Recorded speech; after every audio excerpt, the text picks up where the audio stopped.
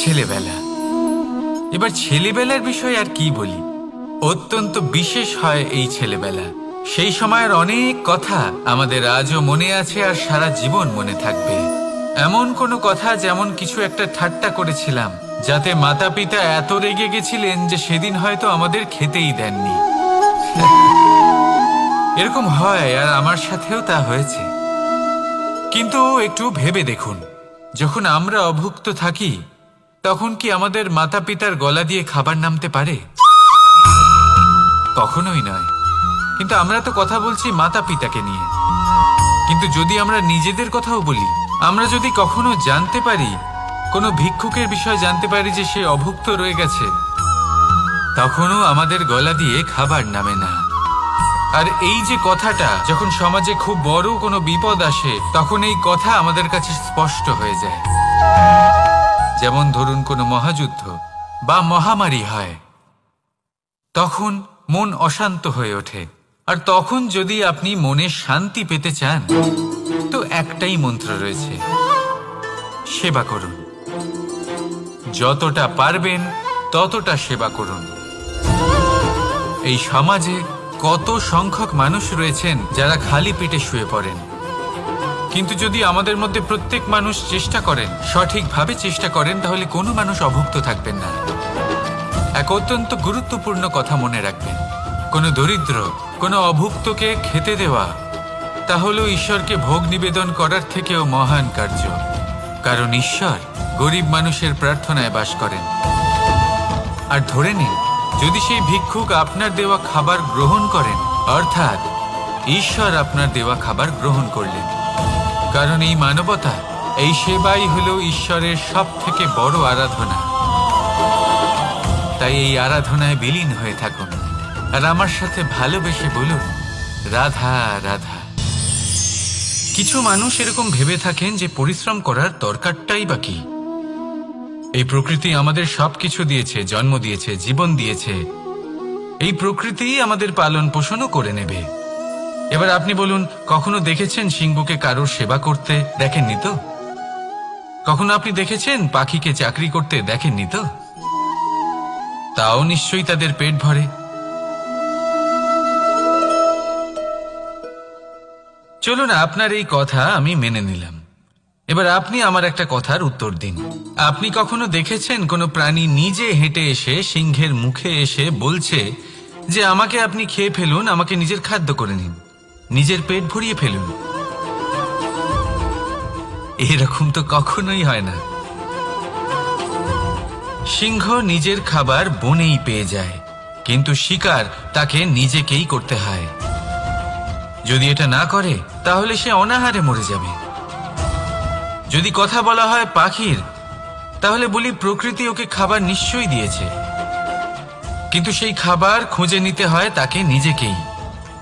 নিজেকে বাঁচিয়ে রাখার জন্য বাসা বানাতে হয় তাকে, যার জন্য অত্যন্ত পরিশ্রম করতে হয়। এই পরিশ্রম থেকে বিমুখ হবেন না, কারণ এই পরিশ্রমই অনেক দূর পর্যন্ত আপনার ভাগ্য বানাতে পারে। জীবনের সামনে এগোনোর জন্য আপনাকে পরিশ্রম করতেই হবে। তাহলে আসুন আমার সাথে ভালোবেসে বলুন, রাধা রাধা। লক্ষ্যে পৌঁছানো অত্যন্ত কঠিন হয়। কেউ ভাবেন যে কেন এত কঠিন হয়, কেন এত কষ্ট করতে হয় লক্ষ্যে পৌঁছানোর জন্য। এই লক্ষ্য সরলভাবে কেন আমার কাছে চলে আসে না? চলুন আপনাকে একটা কথা বলি, যদি আপনার লক্ষ্য কঠিন না হয় তাহলে তাকে পাওয়া আপনার পক্ষে অসম্ভব হয়ে উঠবে। লক্ষ্যে পৌঁছানোর এই রাস্তায় আপনি যে কড়া রোদের সম্মুখীন হন, যার থেকে আপনি দূরে পালাতে চান, সেই রোদ আপনাকে প্রেরণা যোগায় যে আপনি এগোতে থাকুন। ভাবুন, একজন যাত্রী যে কিনা নিজের লক্ষ্যের দিকে যাচ্ছেন, সেই পথে উনি যদি একটু ছায়া পেয়ে যান আর উনি ওখানে বিশ্রাম নেন, তাহলে তার সাথে তার ভাগ্য গভীর নিদ্রায় সেখানে বিলীন হয়ে যায়। তাই পরিশ্রমের কড়া রোদের থেকে কখনো দূরে পালাবেন না। জীবনে শুধু সামনে এগোতে থাকুন দৃঢ়তার সাথে। আর লক্ষ্য সরল হোক, কঠিন হোক বা অত্যাধিক কঠিন হোক, একটা কথা মনে রাখবেন, যে জীবনের লক্ষ্যে পৌঁছতে পেরেছে সে লক্ষ্য প্রাপ্তির জন্য আফসোস কখনোই করে না। রাধা রাধা। যে কোনো বস্তুর বা প্রাণীর আকার, স্থিতি, পরিস্থিতি বা শক্তি দেখে আপনি কি তার ক্ষমতার অনুমান করতে পারবেন? কখনোই না। আসুন আমি আপনাকে উদাহরণ দিই একটা তলোয়ারের। সেই তলোয়ার যার দ্বারা আপনি অনেক বড় বড় যুদ্ধ জেতেন, বড় বড় রাজাদের পরাস্ত করতে পারেন। এবার আপনি যদি এই তলোয়ার কাউকে দেখিয়ে তার থেকে তার বস্ত্র ছিনিয়ে নেন, তাহলে দেখবেন যখন সেই বস্ত্র ছিঁড়ে যায় তখন একটা ছোট্ট সূচি চমৎকার করতে পারে। তখন এই তলোয়ার কোনো কাজে লাগবে না। সেইভাবেই একটা মাছ কখনো বনে গিয়ে শিকার করতে পারে না, আর সেইভাবেই সিংহ জলের রাজা হতে পারে না। প্রত্যেকের নিজের নিজের দুর্বলতা রয়েছে, প্রত্যেকের নিজের নিজের শক্তি রয়েছে, আর এই প্রকৃতি সবাইকে এইভাবেই বানিয়েছে যে প্রত্যেকের মধ্যে কোনো না কোনো বিশেষ গুণ অবশ্যই থাকে। তাই যদি আপনি নিজের মধ্যে বা অন্যদের মধ্যে শুধুই দোষ দেখতে পান, তাহলে একটু উপর থেকে দেখুন, সবার মধ্যে বিশেষ গুণ খুঁজে দেখতে শুরু করুন। আপনি বুঝবেন আপনি নিজেও কত বিশেষ আর অন্যরাও কত বিশেষ। আপনি বুঝবেন এই সংসার, এই প্রকৃতি হলো কতটা বিশেষ। তাহলে আসুন আমার সাথে ভালোবেসে বলুন, রাধা রাধা। প্রেম। সমগ্র ব্রহ্মাণ্ডে সব থেকে কঠিন যাত্রা প্রেমেরই হয়, আর হবে নাই বা কেন? যা সমগ্র সংসারে শক্তিরূপে বয়ে চলেছে, সেই পথে যাত্রা সহজ কিভাবে হতে পারে? এবার এই যাত্রা শুধুমাত্র নায়ক বা নায়িকার মধ্যেই হয় না। এই যাত্রার মধ্যে দিয়ে সবাইকেই যেতে হয় যারা ভালোবাসেন। সেই মানুষকে ধাক্কা খেতে হয়, বাধা বিপত্তির সম্মুখীন হতে হয়, কাঁটা সহ্য করতে হয়, আর এটাই হয়ে থাকে। আর এই যে ভালোবাসা, যা যে কারোর মধ্যে হতে পারে, যেমন মা এবং সন্তান, তাদের ভালোবাসা, যেমন মা দেবকী এবং মা যশোদা আমাকে ভালোবাসেন, তাদের সেই ভালোবাসার যাত্রা। যেমন রাধা, রুক্মিণী, এদের ভালোবাসার যাত্রা। যেমন দুই পুরুষের মধ্যে বন্ধুত্বের ভালোবাসার যাত্রা। যেমন সুদামা। আপনাকে ভালোবাসার বিষয়ে একটা অত্যন্ত গুরুত্বপূর্ণ কথা বলে দিই। ভালোবাসা প্রথমে আপনাকে নিজের নৌকায় পরখ করে নেয়, তারপর প্রেমের যাত্রা পথে আপনাকে কষ্ট দেয়, তারপরে লক্ষ্যে আপনাকে পৌঁছে দেয়। এবার একজন সখার তার সখার সাথে ভালোবাসার এই যাত্রা শুরু হতে চলেছে। রাধা রাধা। বিনম্রতা। এই সংসারে অনেক সময় বিনম্র হওয়াকে মাথা নত করা ভেবে ফেলা হয়। আপনি অনেকবার মানুষকে এটা বলতে শুনে থাকবেন যে আমি কখনো কারোর সামনে মাথা নত করি না, কখনো নত হই না, আমি ভেঙে যাব কিন্তু কারোর সামনে নিচু হব না। এবার দেখুন, এই সমস্ত কথা মনের মধ্যে অহংকার উৎপন্ন করে। অহংকার মানুষকে তার পতনের দিকে নিয়ে যায়। একটা গুরুত্বপূর্ণ কথা বুঝে নিন, কারোর সামনে বিনীত হবার মানে এটা নয় যে সামনের মানুষ আপনার থেকে বেশি প্রভাবশালী বা তা হয়ে উঠছেন।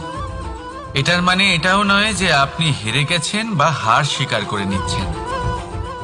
বুঝে নিন, বেশিরভাগ সময় বিনীত তিনিই থাকেন যিনি আপনার থেকে উঁচু স্থানে আছেন। তাই আপনাকে সেভাবেই কথা বলতে হয়। কারোর সামনে বিনীত হলে, নিচু হলে আপনার স্থান ছোট হয়ে যায় না, কিন্তু আপনার সামনের ব্যক্তির মনে আপনার জন্য সম্মান আর ভালোবাসা অবশ্যই বাড়ে। আপনার অস্তিত্ব বিশাল হয়ে ওঠে। তাহলে নির্বাচন হলো আপনার।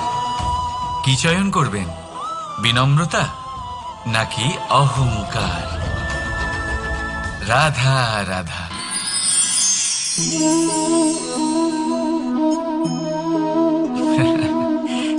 আপনি হয়তো ভাবছেন আমি কি করছিটা কি।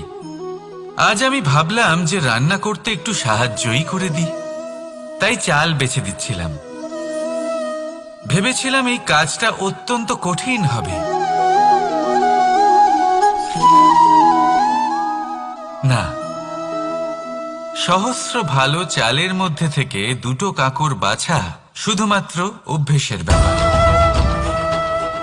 বাস্তবে কঠিন কাজ আর শিল্পকলা সেটাই, যেখানে কয়েক হাজার কাঁকরের মধ্যে থেকে একটা রত্ন বের করতে হয়। এবারের সারমর্ম কি হতে পারে? সারমর্ম হলো এটাই, বড় তিনি হন না যিনি মানুষের মধ্যে খামতি বের করেন। মাহাত্ম্য তাতেই, শ্রেষ্ঠত্ব তাতেই, যা অন্যের ভেতরে থাকা ভালো গুণগুলি বের করে তার সম্মুখে, এই সংসারের সম্মুখে প্রস্তুত করতে পারেন। আসুন আমার সাথে ভালোবেসে বলুন, রাধা রাধা। জলরাশির সাথে আমার প্রেম চিরন্তনের। তা সে মথুরার যমুনা নদীই হোক বা দ্বারকার সমুদ্রই হোক। সমুদ্রের ধারে চলতে চলতে যখন সেই কোমল ঢেউ পা ছুঁয়ে যায়, আহা, ক্লান্তি যেন দূর হয়ে যায়। আমাদের মধ্যে একটা শক্তির জন্ম দেয়, মনকে উৎফুল্ল করে তোলে। সেই ঢেউয়ের বিষয় কি আপনারা কখনো ভেবেছেন? এই ঢেউই যখন তটে আসে, ছোট পাথরের সাথে ধাক্কা খেয়ে বিক্ষিপ্ত হয়ে যায়। আর এমন এক সময়ও আসে যখন এই ঢেউই এত ভয়ঙ্কর হয়ে ওঠে যে সবকিছু ধ্বংস করে দেয়, সবকিছু নষ্ট করে দেয়। এর রয়েছে একটা অত্যন্ত গুরুত্বপূর্ণ শিক্ষা রয়েছে, যে কখনো কাউকে দুর্বল মনে করবেন না, কখনো না। কারণ এই দুর্বলতা যখন তার প্রকৃত শক্তির রূপ দেখায়, প্রবল বিনাশ সৃষ্টি করে। তাই কারোর বিনম্রতার, কারোর কোমলতার সর্বদা সম্মান করতে শিখুন। রাধা রাধা। লক্ষ্য, পথ আর সাফল্য, এই তিনটেই একে অপরের সাথে জড়িত। কিন্তু অনেকবার মানুষ এদের ঠিকভাবে বুঝতে পারেন না। তারা ভাবেন যে যেরকম লক্ষ্য হবে সেরকমই পথ হবে, সেই মতোই লক্ষ্য কঠিন হলে পথ কঠিন হবে, লক্ষ্য সরল হলে পথও সরল হবে। যদি আপনাকে আসল সত্যের সাথে অবগত করাই, তাহলে দেখবেন সবকিছুই এর উল্টো। লক্ষ্য নিজের পথ বানায় না, পথ সেটাই যেটা আপনি স্বয়ং নির্বাচন করে আপনি নিজে বানান। সেই অনুসারেই আপনি আপনার লক্ষ্যে পৌঁছতে পারবেন। সেই জন্য জীবনে যখনই লক্ষ্যে পৌঁছানোর পথের বিষয়ে আপনি কোনো সিদ্ধান্ত নেবেন, তাহলে তা ভেবে চিন্তে নেবেন। কারণ এই পথ অত্যন্ত গুরুত্বপূর্ণ। পথ যদি শুভ হয়, তাহলে লক্ষ্য আপনা থেকেই শুভ হয়ে যায়। তাহলে আসুন আমার সাথে ভালোবেসে বলুন, রাধা রাধা। আপনি কখনো ময়ূরকে নৃত্য করতে দেখেছেন? কথায় আছে যে যখন ময়ূর নৃত্য করে তখন তার চোখ থেকে অশ্রু ঝরে পড়ে। সেখানেই অন্যদিকে আছে হাঁস। কথায় আছে যে এরা নাকি মৃত্যুর সময়ও কলরব করে, অর্থাৎ গান গায়। হয়তো সেই জন্যই মুক্তোর দানা হাঁস খুঁজে পায়, ময়ূর পায় না। এর একটাই সারমর্ম, জীবনে আপনি যে কাজই করুন, সে বড় হোক বা ছোট, প্রসন্নতার সাথে করুন। মনে কোনো তিক্ততা নিয়ে করবেন না, তাকে কষ্ট দিয়ে করবেন না। যদি এই বিষয়ে আপনাকে কোনো উদাহরণ দিই, তাহলে বলি, একজন চিত্রকারকে দেখুন। চিত্রকার নিজের ছবি যে রং দিয়েই ভরিয়ে তোলেন, সেই রঙই প্রতিচ্ছবি হয়ে তার শিল্পকে রঙিন করে তোলে। তাই মনে রাখবেন, প্রসন্নতার সাথে যে কাজই করবেন তা অত্যন্ত ভালো হবে। আসুন আমার সাথে ভালোবেসে বলুন, রাধা রাধা। ধন, সম্পত্তি, এগুলো আসলে কি? এগুলো শুধু সেই মূল্য যার দ্বারা আমরা কোনো কিছু অর্জন করতে পারি। এবার এই ধনের দ্বারা এই সংসারে অনেক কিছু লাভ করা সম্ভব, কিন্তু সেই সব কিছুই শুধুমাত্র ভৌতিক বস্তুই হবে, ভৌতিক সামগ্রী, ভৌতিক সুবিধা। অর্থাৎ আপনার কাছে যতই ধন থাকুক, তা আপনাকে শান্তির ঘুম এনে দিতে পারবে না, আপনাকে জীবনের বাস্তব সুখের অনুভূতি লাভ করাতে পারবে না। কারণ এগুলো ভৌতিক ধন, এই ভৌতিক বস্তুই অর্জন করাতে সক্ষম। বাস্তবিক ধন কি? যদি এই প্রশ্ন আপনার মনে আসে তাহলে তার উত্তর আমি আপনাকে দেব একটা উদাহরণের মাধ্যমে। কখনো আপনি শুনে থাকবেন যে একজন পিতা আজীবন অনিষ্ট করেন, অনর্থ করেন, খারাপ কাজ করেন শুধু ধন অর্জনের জন্য। তিনি ভাবেন যে আমি ধন অর্জন করব আর নিজের সন্তানকে একটা উজ্জ্বল ভবিষ্যৎ প্রদান করব, একটা সুখ স্বাচ্ছন্দ্যময় জীবন দান করব। এবার সন্তান যখন জন্ম লাভ করে তখন সে ভাগ্যের জোরে সেই ধন ভোগ করে। যেরকম সে পায় সেরকমই তার ব্যবহার সে করে। কখনো আপনি এটাও দেখে থাকবেন যে সেই সন্তান সমস্ত ধন নষ্ট করে ফেলে, আর সেই পিতা যিনি সমস্ত ধন সঞ্চয় করেছেন, যিনি সেই ধনের প্রভু, আজ সেই ধনের প্রহরী হয়ে রয়েছেন। এবার এরকম কেন হয়? এরকম তখনই হয় যখন সেই পিতা বুঝতেই পারেন না যে তার জীবনের আসল ধন কি। সেই আসল ধন তার সন্তানকে সে দিতেই পারে না। যদি পিতা তার সন্তানকে কর্মের জ্ঞান দিতে পারেন, উচিত কোনটা অনুচিত কোনটা সেই শিক্ষা দিতে পারেন, সংস্কারের প্রকৃত শিক্ষা দিতে পারেন, তবে সেটা ধনের থেকে অনেক বেশি গুরুত্বপূর্ণ। এটাই হলো জীবনের বাস্তব ধন। আপনি সেই কথা তো অবশ্যই শুনে থাকবেন, কুসন্তান হলে ধন সঞ্চয় করে কি হবে, সুসন্তান হলে ধন সঞ্চয় করে কি হবে। সন্তান যদি কুপুত্র হয় তাহলে সব নষ্ট করে ফেলবে, আর সন্তান যদি সুপুত্র হয় তাহলে ধন থাকুক না থাকুক সে নিজেই কর্মের পথে অগ্রসর হয়ে ধন অর্জন করবে আর নিজের জন্য এক উজ্জ্বল ভবিষ্যৎ গড়ে তুলবে। তাই সন্তানকে সম্পদ দেওয়ার আগে কর্মের জ্ঞান দান করুন, সুশিক্ষা দিন, কারণ এটাই হলো জীবনের প্রকৃত ধন। আসুন আর আমার সাথে ভালোবেসে বলুন, রাধা রাধা। লক্ষ্যে পৌঁছানো অত্যন্ত কঠিন হয়। কেউ ভাবেন যে কেন এত কঠিন হয়, কেন এত কষ্ট করতে হয় লক্ষ্যে পৌঁছানোর জন্য। এই লক্ষ্য সরলভাবে কেন আমার কাছে চলে আসে না? চলুন আপনাকে একটা কথা বলি, যদি আপনার লক্ষ্য কঠিন না হয় তাহলে তাকে পাওয়া আপনার পক্ষে অসম্ভব হয়ে উঠবে। লক্ষ্যে পৌঁছানোর এই রাস্তায় আপনি যে কড়া রোদের সম্মুখীন হন, যার থেকে আপনি দূরে পালাতে চান, সেই রোদ আপনাকে প্রেরণা যোগায় যে আপনি এগোতে থাকুন।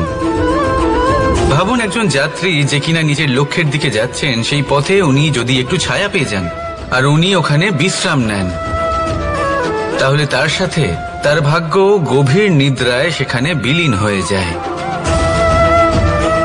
তাই পরিশ্রমের কড়া রোদের থেকে কখনো দূরে পালাবেন না। জীবনে শুধু সামনে এগোতে থাকুন দৃঢ়তার সাথে। আর লক্ষ্য সরল হোক, কঠিন হোক বা অত্যাধিক কঠিন হোক, একটা কথা মনে রাখবেন, যে জীবনের লক্ষ্যে পৌঁছতে পেরেছে সে লক্ষ্য প্রাপ্তির জন্য আফসোস কখনোই করে না।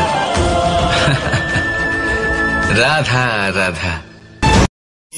এই সংসারে সাফল্য লাভ করার জন্য জ্ঞানের প্রয়োজন হয়, পরিশ্রমের প্রয়োজন হয়, দৃঢ় নিষ্ঠার প্রয়োজন হয়, নিরন্তর চেষ্টা করা প্রয়োজনীয়। কিন্তু আরো কিছু আছে যা অত্যন্ত প্রয়োজনীয় এবং গুরুত্বপূর্ণ। তা হলো ভালো বন্ধু। তাদের থাকা অত্যন্ত প্রয়োজনীয়। যদি ভালো বন্ধু থাকে তাহলে সময় এলে তারা ঢাল হয়ে আপনাকে সুরক্ষা করবেন। সময় এলে অস্ত্রের মতো শত্রুকে সংহারও করবেন। যদি তিনি জ্ঞানী হন, তাদের মধ্যে সদ্গুণ থাকে, তাহলে এই সব গুণ আপনার মধ্যেও প্রবেশ করবে। তাহলে সাফল্যের জন্য ভালো বন্ধু পাওয়া অত্যন্ত প্রয়োজনীয়। কিন্তু শুধু বন্ধু কেন, ভালো শত্রুও থাকা প্রয়োজনীয়।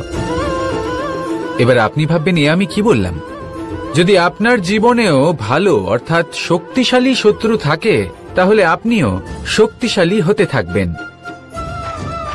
এই শত্রু আপনাকে প্রেরিত করবে আরো বেশি শক্তিশালী হয়ে ওঠার। কখনো কোনো হরিণকে দেখুন, তীব্র গতিতে দৌড়তে থাকে। কেন তীব্র গতিতে দৌড়য়? এই কারণে নয় যে কোথাও তার জন্য মধুর ঘাস অপেক্ষা করে রয়েছে, না। সে এই কারণে তীব্র গতিতে দৌড়য় কারণ সেটা না করলে তার পেছনে একটি সিংহ আছে যে ওকে নিজের ভোজন করে ফেলবে। তাই জীবনে বিপদ, সংকট, এই সবকিছুও হলো অত্যন্ত গুরুত্বপূর্ণ। তার সম্মুখীন হতে শিখুন আর আমার সাথে ভালোবেসে বলুন, রাধা।